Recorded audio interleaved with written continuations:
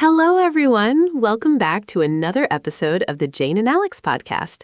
I am so happy you are joining us today for a very special lesson. Hi, guys. It is great to be here with you all.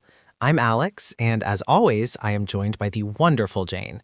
Today, we have a topic that I know many of you have been asking for. That is right, Alex. Today, we are going to talk about advanced English phrases for daily life.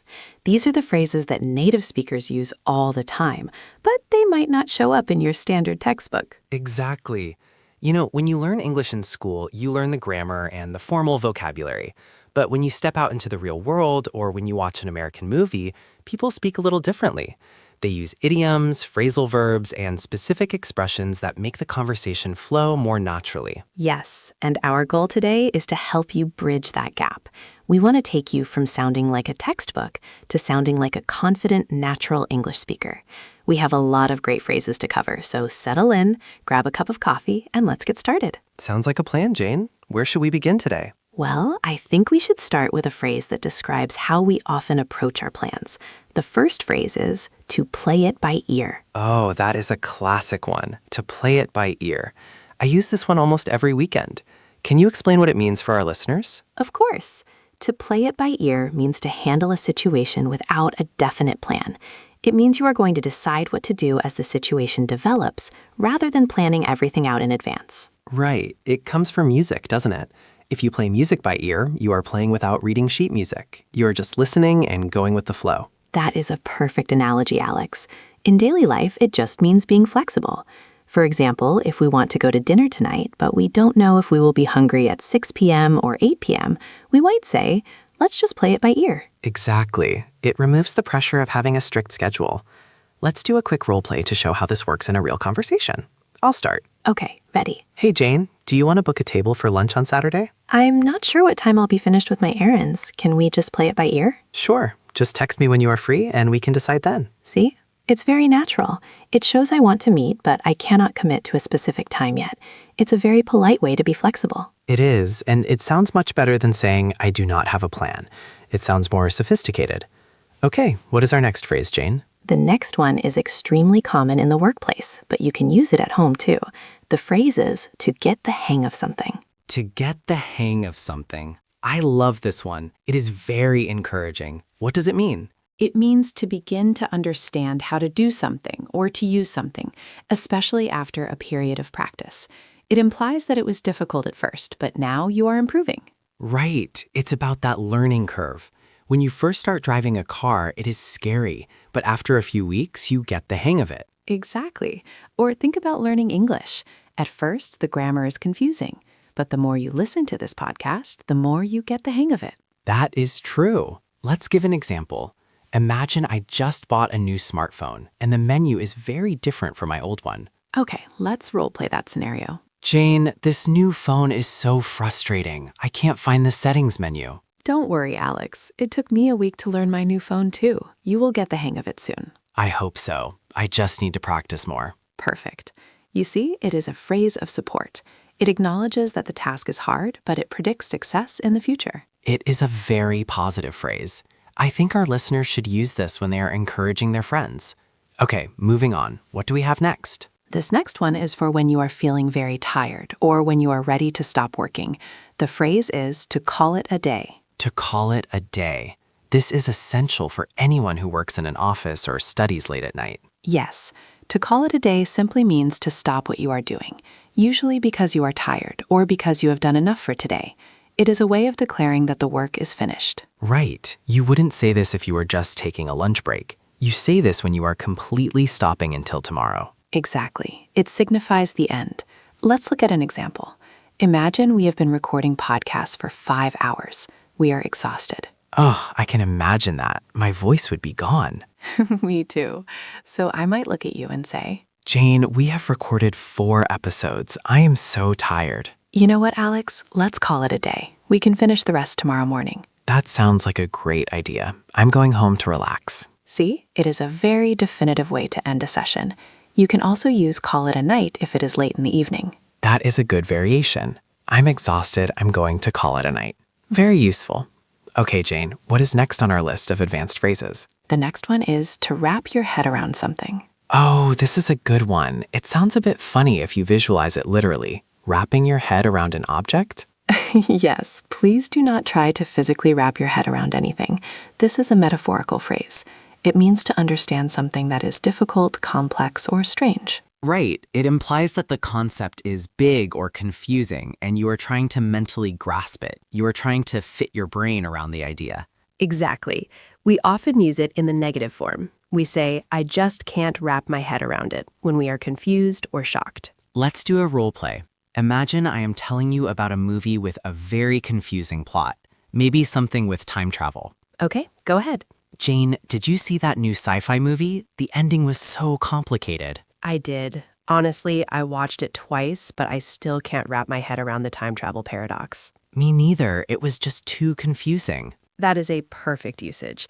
It shows that you are trying to understand, but it is just too difficult. I use this a lot when I read about advanced physics or new technology. Sometimes it is hard to wrap your head around how fast technology is changing. Very true.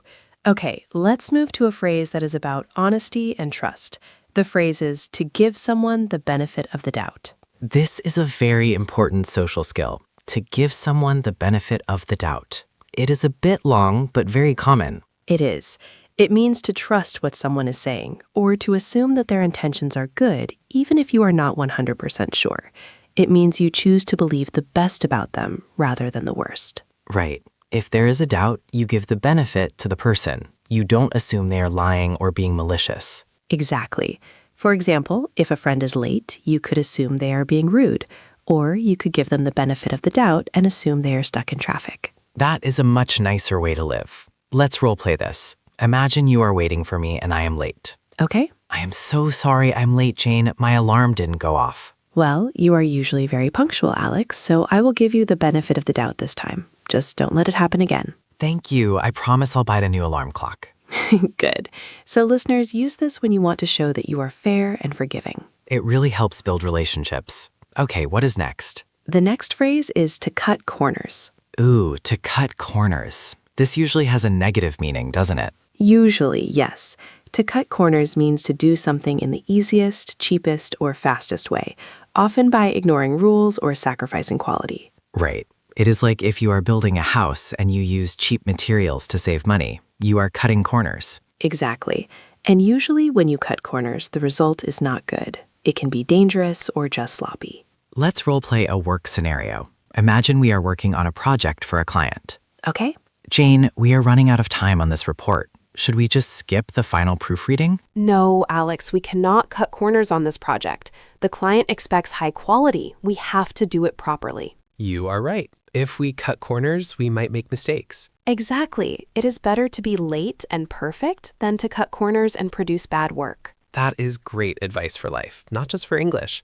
Okay, Jane, I think we have time for a few more. What is next? This next one is to be on the fence. To be on the fence. I like the visual image of this. You are sitting on a fence, not on the left side and not on the right side. Precisely. It means you are undecided. You haven't made a decision yet. You are in the middle. You can use this for big decisions or small decisions, like buying a house or choosing what to eat for dinner. Yes. Let's use a shopping example.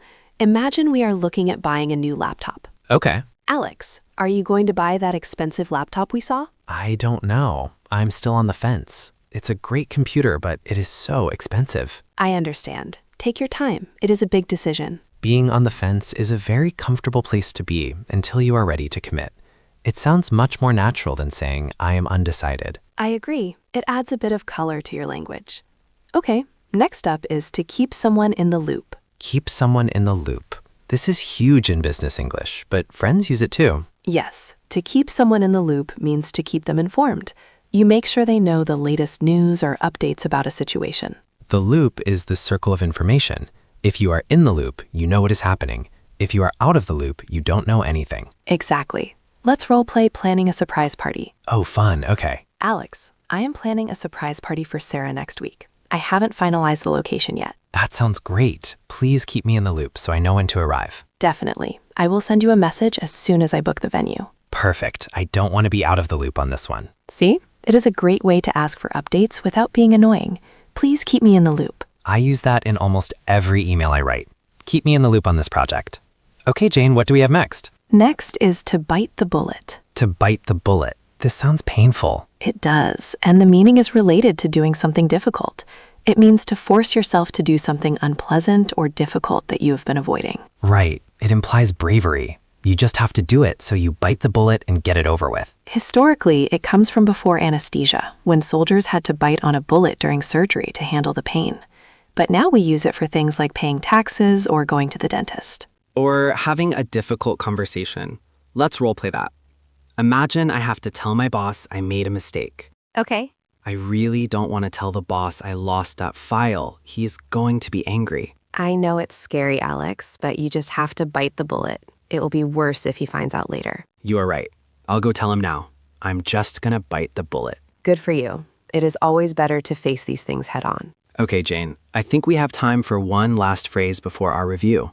What is the final phrase for today? The final phrase is the best of both worlds. A very positive note to end on. The best of both worlds. This means you can enjoy the advantages of two very different situations at the same time. It is like having your cake and eating it too. You get the benefits of A and the benefits of B. Exactly. For example, imagine you work part-time. You have the freedom of free time, but you also earn money. That is the best of both worlds. Or if you live in a quiet village, but it is only 10 minutes away from a big city. You get the peace of the village and the excitement of the city. Perfect example. That truly is the best of both worlds. Wow, we have covered so much ground today, Jane. I feel smarter already. Me too, Alex. But before we finish, we must do our vocabulary review. This is where we make sure these phrases really stick in your memory. Let's do it. I will read the phrase, and Jane, you give the simple definition one more time. Ready. Number 1, to play it by ear. This means to improvise or decide what to do as the situation develops, rather than having a strict plan. Number 2, to get the hang of something. This means to start understanding how to do something after practicing it for a while. Number 3, to call it a day. This means to stop working or doing an activity for the rest of the day. Number 4, to wrap your head around something. This means to manage to understand something that is complex or confusing. Number 5, to give someone the benefit of the doubt. This means to trust someone's intentions, even if you are not completely sure. Number 6, to cut corners. This means to save time or money by doing something quickly and often poorly. Number 7, to be on the fence. This means to be undecided about a decision. Number 8, to keep someone in the loop. This means to keep someone informed about the latest updates. Number 9, to bite the bullet. This means to bravely face a difficult or unpleasant task that you have been avoiding. And finally, number 10, the best of both worlds. This means enjoying the advantages of two different situations simultaneously. Excellent review, Jane. I hope everyone listening was repeating those definitions with us. Now let's do a quick recap of the episode. Today we focused on phrases that make you sound more natural and less robotic. We talked about how flexibility is key with play it by ear, and how perseverance helps you get the hang of new skills. We discussed knowing when to stop work by calling it a day, and the importance of trust by giving people the benefit of the doubt. We also covered decision-making, whether you are on the fence or ready to bite the bullet. And of course, communication is key, so always keep people in the loop. If you use these phrases, you really will have the best of both worlds, great grammar and natural style. Beautifully summarized, Alex. Now it is time for our question of the day. My favorite part. Jane, you go first. Which of these phrases do you use the most in your real life? Oh, that is a tough one. I think I use play it by ear the most. I am not a very strict planner, so I like to see how I feel in the moment. What about you, Alex? I think I use keep me in the loop the most. I like to know what is going on with my friends and work, so I'm always asking for updates. That makes sense. Now we want to hear from you, our listeners. Here's the question of the day. Which of the phrases we learned today describes your personality best? Are you someone who likes to play it by ear, or are you someone who never cuts corners? Let us know in the comments section below. We love reading your answers and seeing how you use these phrases in your own sentences. Well, Alex, I think we are ready to wrap up. This has been a fantastic session. It really has. Thank you all so much for listening. Remember, learning a language is a journey. Don't worry if you don't get the hang of it immediately. Just keep practicing. Exactly. If you enjoyed this episode, please don't forget to hit the like button, subscribe to the channel, and share this podcast with a friend who is also learning English. We post new lessons every week to help you master English conversation. Thanks for hanging out with us. See you next time. Bye. Bye, everyone.